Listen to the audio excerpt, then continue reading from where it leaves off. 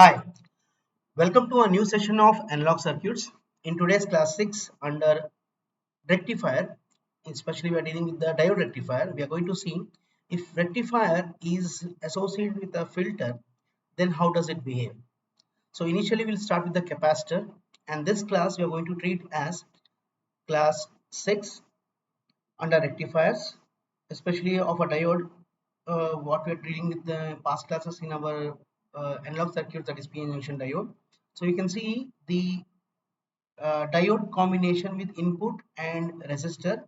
This is for half wave and this is for full wave, and these two are the MATLAB models, such that we can understand the outputs and we can understand the importance of filter. That's why I have taken the help of a MATLAB. So for that, before going into the main circuit, what we have learned from our last class under comparison of half wave rectifier with full wave rectifier. In a half wave rectifier, input is sinusoidal input. For full wave rectifier also, input is sinusoidal input, whereas the output you can see for the half wave, the output waveform, it is existing from 0 to 0.01, and again for half wave it is dying out from 0.01 to 0.02, and the wave is repeating like this. So this is in the case of half wave rectifier, and for the full wave rectifier the unidirectional output is obtained and it is shown over here. Okay, so what happens when you take a filter into the rectifier circuit? What I'm trying to say is that you imagine that you have a transformer, then you have a rectifier, and you have a filter, and after filter output, if at all you can regulate the output of the filter, then what is going to happen? So in general, when you go for electronics application where you require a low voltage from a high voltage, for example, if all these parameters are connected in this fashion, okay, where you have input voltage, which is nothing but a sinusoidal input, it is given to a transformer. Now transformer output would be either the input voltage will be stepped up or it will be stepped down. For example, if at all we observe the output of the transformer, the output of the transformer is sinusoidal in nature. Now this is the output. Let us assume that this output is the step down voltage. Okay, now this will act as input voltage to the rectifier. Then what will be the output of the rectifier? Practically, the rectifier output would be unidirectional in nature. Means what? Here a sinusoidal input is given and the output of the rectifier, it is nothing but it is a unidirectional output. Then comes the application of a filter. That is what we are talking about. If at all you use a capacitor filter, then what happens? So after the output of the rectifier, which is given as input to a filter, then the output of the filter would be a waveform which is shown in this fashion. Now what is happening over here? Whether it is half wave rectifier or full wave rectifier, you can see the unidirectional output is getting changed to an output where the zeros are not touching the x-axis. And if at all you properly regulate the value of the capacitor, then what is going to happen? You are going to get a DC output at this terminal, and this is our requirement. So in practical application, when you talk about a rectifier output, the rectifier is technically defined as a device which changes the input voltage, that is sinusoidal in nature, to a DC voltage, which is in this fashion. Okay, how does this happen? For this, what we'll take the help of a MATLAB model.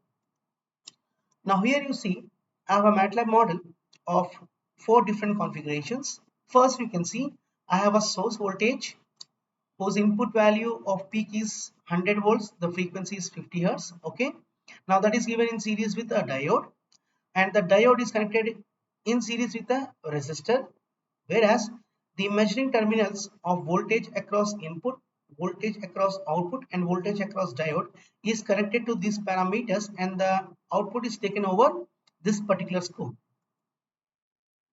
So you can see the input voltage, the output voltage, and the voltage across diode, which is obtained to be in this fashion. Remember, this output is pertaining to this circuit. Okay, when you go for a full wave rectifier where you have a bridge connection like this, then how would the what output would be? Now here you can see the output is obtained in this fashion.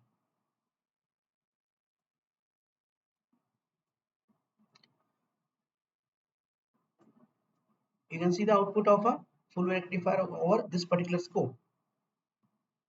Clear? Sinusoidal input and the output. Whereas this is sinusoidal input and output for different MATLAB configurations. We are seeing the conditions. You can compare the result like this.